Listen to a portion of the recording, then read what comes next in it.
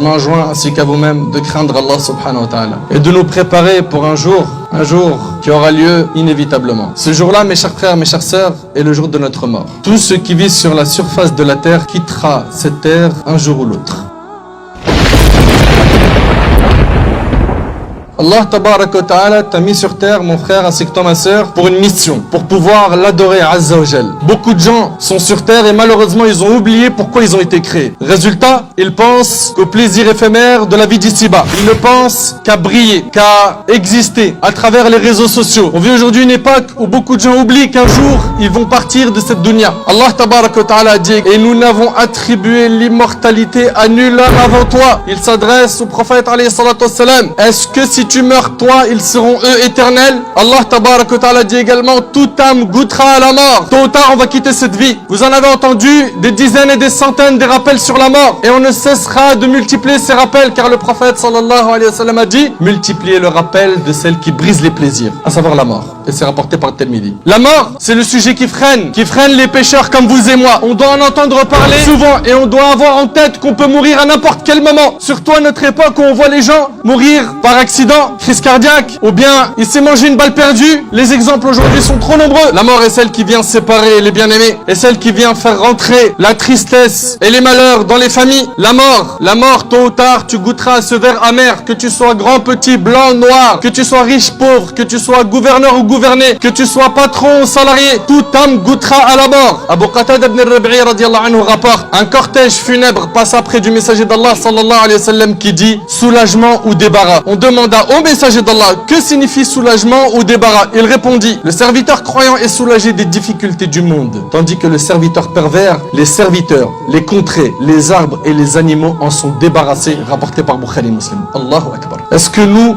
notre mort sera un débarras pour cette dunya? D'après Abu Sa'id al-Khudri radiyallahu anhu, le prophète sallallahu alayhi wa sallam a dit: lorsque la dépouille d'un mort est posée et que les hommes la portent sur leurs épaules, si la personne était pieuse, elle dit: avancez-moi, avancez-moi. Et si la personne n'était pas pieuse, elle dit: oh malheur à moi, où m'emmenez-vous? Toute chose entend sa voix sauf les hommes, et s'ils l'entendaient, ils seraient foudroyés. Rapporté par l'imam al-Bukhari. Al-Bara ibn Azib radiyallahu anhu, l'un des compagnons du prophète sallallahu alayhi wa sallam, témoigne: nous étions un jour avec le prophète sallallahu alayhi wa sallam lorsque son regard tomba sur un attroupement de gens. Il demanda alors: pourquoi cet attroupement? On lui répondit: ces gens se sont rassemblés pour creuser une tombe. Dès qu'il entendit le mot tombe, il s'y dirigea rapidement, et une fois arrivé à son niveau, il s'est assis sur ses genoux à côté de la tombe. Je suis allé de l'autre côté pour être en face de lui et voir ce qu'il faisait. Je l'ai alors vu pleurer tellement que la terre était trempée de ses larmes. Puis il nous regarda et dit: oh mes frères, préparez-vous pour un sort pareil à celui-ci, c'est-à-dire à cette fosse et à cet enterrement. Rapporté par l'imam Ahmed. Préparez-vous, vous aussi, vous qui m'entendez aujourd'hui, un sort pareil à celui-ci, qu'un jour vous serez enveloppé d'un linceul, que vous serez dans un cercueil, qu'on vous posera dans un trou, et que vos proches, vos amis et ceux qui vous sont le plus chers vous abandonneront seuls